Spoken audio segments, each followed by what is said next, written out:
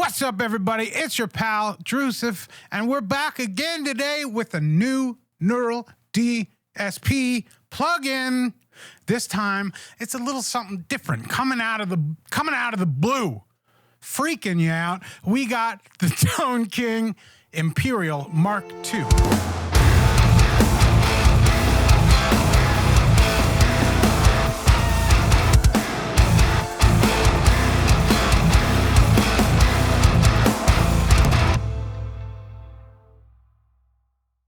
So the idea behind this amp model, and therefore the amp itself, is it is a boutique version of the old Fender black-faced front panel 50s amps, which are commonly used as sort of a clean platform so you can run all different kinds of pedals before the amp and end up with a wildly different type of sound depending on your pedals. So sort of the usual Neural DSP idea of super versatile, but now we're expanding even more, thinking of that versatility going into an amp as opposed to just an effect itself.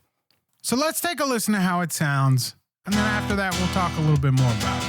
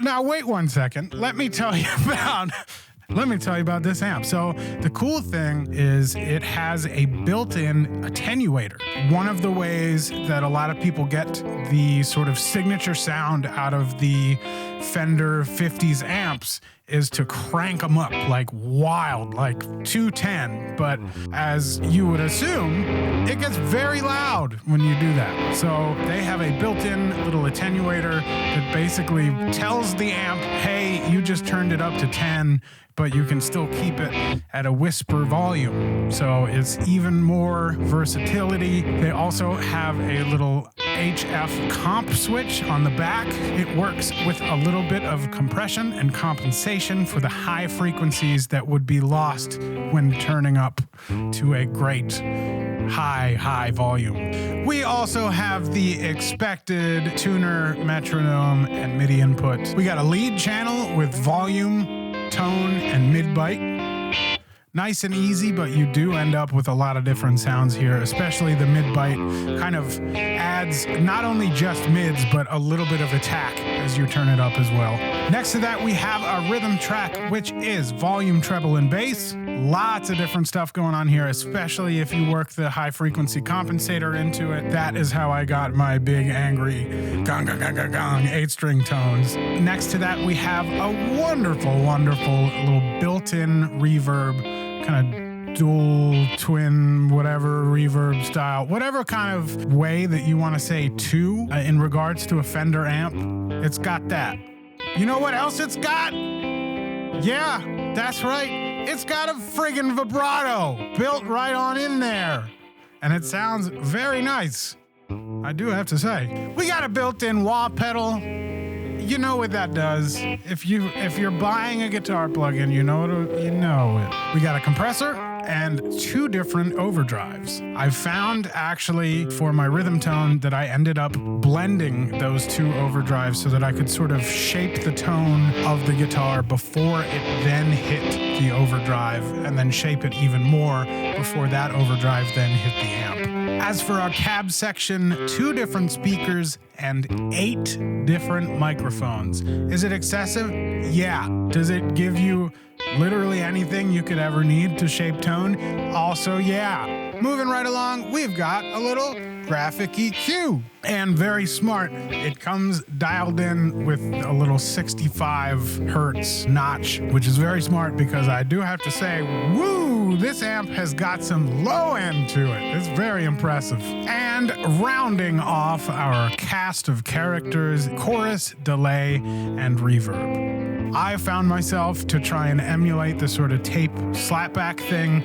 I set my delay to as fast as possible and then set the feedback to just 1, and you get that sort of slapback delay kind of thing from the days of old, recording onto tape. So here we are at the end of the video. We've talked about the amp, we've talked about the effects, we've talked about the cute little boutique maneuvers you can do. Honestly, I am really interested to keep messing around with this amp. I want to see what it's like putting different pedals in front of it. I know a lot of post-rock bands use these style amps with certain kinds of distortions and reverbs running before the amp. So I'm really curious to kind of mess around with that. But yeah, that's pretty much it for me. I didn't think I was gonna be particularly interested in this plugin, but it really ended up kind of blowing me away.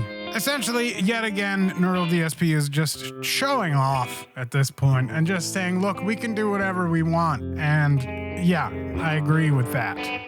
Thank you very much. I've been Drewsif. You've been wonderful. I stole that from Fluff. If you like this video, please consider hitting the like button.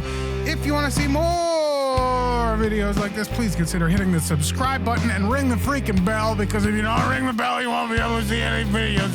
If you follow me on Patreon, Instagram, or Twitter, and whatever, dude, just get in there. Thank you very much for watching. I hope you enjoyed yourself. If you didn't enjoy yourself, that's good. That was my plan all along.